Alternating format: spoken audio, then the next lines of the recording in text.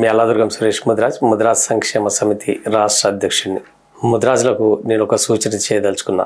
మన సంఘాలు అనేకం ఉన్నాయి, గ్రామాల్లో ఉన్నాయి ముద్రాజ్ సంఘాలు. అంటే ఒక్కొక్క చిన్న గ్రామం అయినా 4-5 సంఘాల రూపంలో అనేక సంఘాలు వెలిసినాయి. అదేవిధంగా జిల్లా స్థాయిలో ఉన్నాయి, అదేవిధంగా రాష్ట్ర స్థాయిలో కూడా ఉన్నాయి. మరి వీళ్ళు చేస్తున్న పని ఏంటంటే ప్రతి సందర్భంలో ఈ సంఘాలు చేస్తున్న పని రాజకీయ పార్టీలకు తొత్తులుగా పనిచేస్తాయి. ముదిరాజులను పార్టీల పరంగా వేరు చేస్తున్నాయి. మనకు రావాల్సిన హక్కులు రాకుండా చేయడంలో పార్టీలకు సహకరిస్తున్నాయి, ఇతర కులాలకు సహకరిస్తున్నాయి. కాబట్టి ఇతర కులాలకు మనకు ఉన్నటువంటి తేడా, వ్యత్యాసం, ఎందుకు మన కులం వెనకబడుతుంది అనే దాన్ని మనం ఆలోచిస్తే, వేరే కులాలకు ఉండి మన కులానికి లేనటువంటి ఏకైక ప్రధాన సమస్య విద్య ఉద్యోగ హక్కు. ఏదైతే ఈ విద్య ఉద్యోగ హక్కు అనేది రిజర్వేషన్ల పరంగా వస్తుంది. ముదిరాజులను బీసీడీలో చేర్చినప్పటికీ ముదిరాజులకు రావాల్సిన విద్య ఉద్యోగ హక్కులు రాకపోవడానికి కారణం ఏంటంటే, దాంట్లో ముద్రాల కంటే అభివృద్ధి చెందిన కులాలు ఉండడం, అతిపెద్ద జనాభా ఉండడం, రిజర్వేషన్ శాతం తక్కువగా ఉండడం, రోస్టర్ పాయింట్లలో అన్యాయం జరగడం.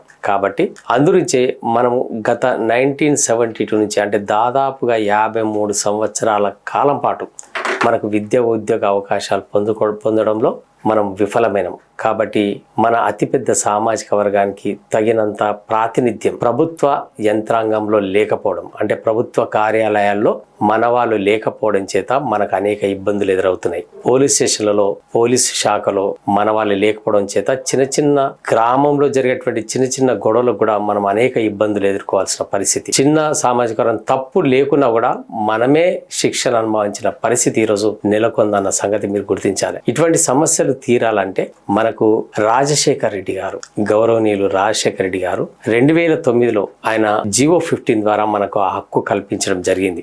ఆ హక్కు ఒక 8 నెలల పాటు అమలులో ఉండి మన వాళ్ళు చాలా వరకు అభివృద్ధి చెందుతున్న దశలో హైకోర్టులో కేసు పడి కొట్టివేయడం జరిగింది. హైకోర్టులో ఎందుకు కొట్టివేశారు, హైకోర్టులో జీవో 15 ఎందుకు కొట్టివేశారని జాన్ ముదిరాజ్ పదే ప్రశ్నిస్తున్నప్పటికీ ఆ కేసును వాదించిన న్యాయవాదులు కానీ, ఆ కేసును మేము అనేక శ్రమ కోర్చి మేము సుప్రీంకోర్టులో వాదించడం, హైకోర్టులో వాదించడం అని చెప్పుకునే రాష్ట్ర స్థాయి సంఘాలు కానీ దానికి జవాబు ఇవ్వలేకపోతున్నాయి. వీళ్ళు చెప్తున్న విషయాలు ఒకటి ఉంది, వాస్తవానికి ఆ హైకోర్టు కొట్టివేయడానికి మరొక కారణం ఉంది. హైకోర్టు ఎక్కడ కూడా ముదిరాజులను బీసీఏలో చేర్చడాన్ని తప్పు పట్టలేదు. కాబట్టి ఇతర కులాలు మనము బీసీఏలో చేరడానికి అడ్డు చెప్తున్నాయనే వాదన సరికాదు.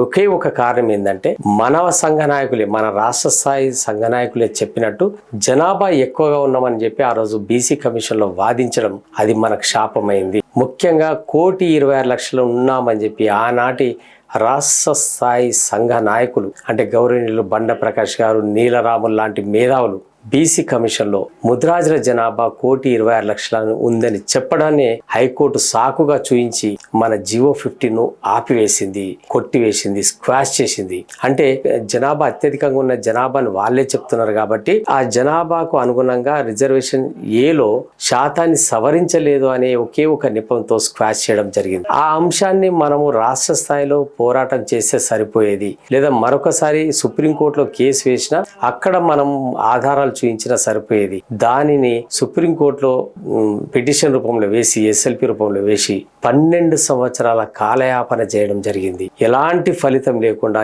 ఎలాంటి చర్చలు లేకుండా, ఎలాంటి వాదన లేకుండా 12 సంవత్సరాలు ఉన్న తర్వాత, ఉన్న ఫలంగా ముద్రాజ్ సంక్షేమ సమితి వచ్చిన తర్వాత పదే చెప్తున్నా కూడా, ముద్రాజ్ సంక్షేమ సమితి పదే మనకు జీవో 15 అమలు చేసుకునే అవకాశాలు ఉన్నాయని చెబుతున్నా కూడా సుప్రీంకోర్టులో వీళ్ళు యాక్సెప్ట్ చేసి, ప్రభుత్వానికి అనుకూలంగా యాక్సెప్ట్ చేసి అంగీకారాన్ని తెలిపి వాపస్ తీసుకొని రావడం, రాష్ట్ర స్థాయిలో పరిష్కరించుకుంటామని చెప్పి తీసుకొని రావడం జరిగింది. దీంట్లో ఏ ఒక్క సంఘం కూడా ఆ అంశాన్ని వ్యతిరేకించలేకపోవడం రాష్ట్ర స్థాయి సంఘాలు చేసిన అతిపెద్ద తప్పిదం.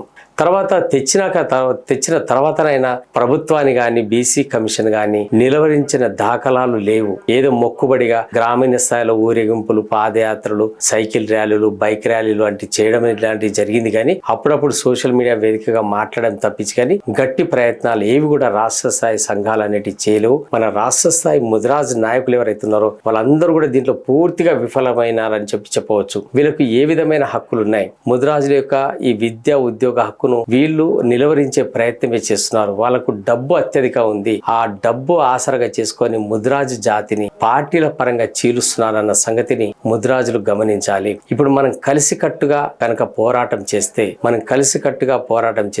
జాన్ ముదిరాజ్ చెప్పినట్టుగా ఈరోజు ఒక journalist association, Janata news app, Mudiraj TV, Mudiraj సంక్షేమంతో పాటు మరికొన్ని సంఘాల కలయికతోని ప్రతి గ్రామం నుంచి ఒక వినతి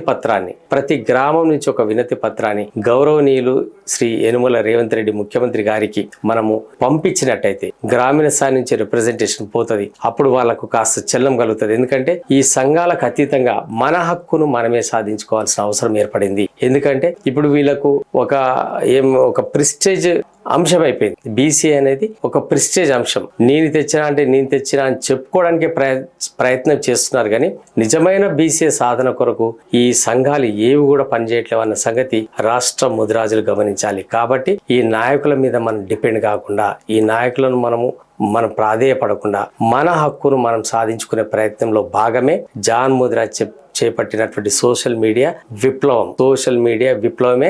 ప్రతి గ్రామం నుంచి ఒక ముదిరాజ్ బిడ్డ ఒక వినతి పత్రాన్ని రాష్ట్ర ముఖ్యమంత్రికి పంపించడం ద్వారా మన బలమైన డిమాండ్ను ప్రభుత్వం దృష్టికి తీసుకుపోయిన వాళ్ళం అవుతాం. అంతేకాకుండా ఒకవేళ సాధ్యమైనంత తొందరలో 1-2 నెలల్లో పరిష్కరించకపోతే మనమంతా సంఘటితమవుదాం. తదుపరి చర్య ఏం చేద్దాం అనే దాని మీద మనం చర్చించుకుందాం.